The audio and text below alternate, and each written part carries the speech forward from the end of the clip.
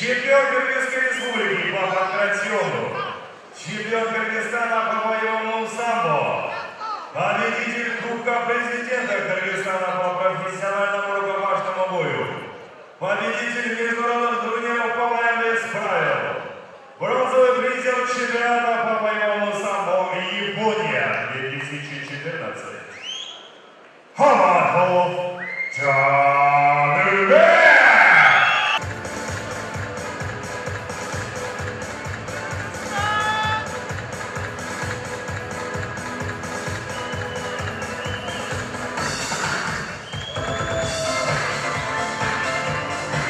Его соперник, весовая категория 84 килограмм.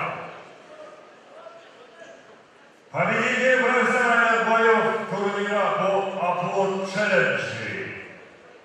Победитель профессиональных боев Абсолют Чемпионшип Беркут.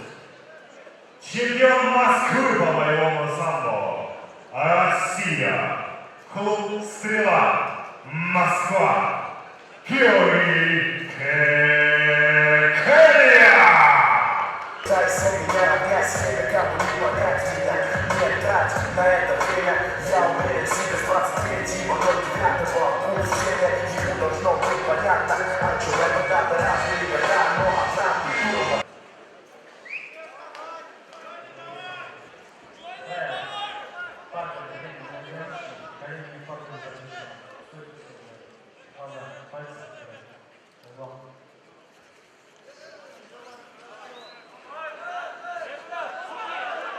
Первый раунд!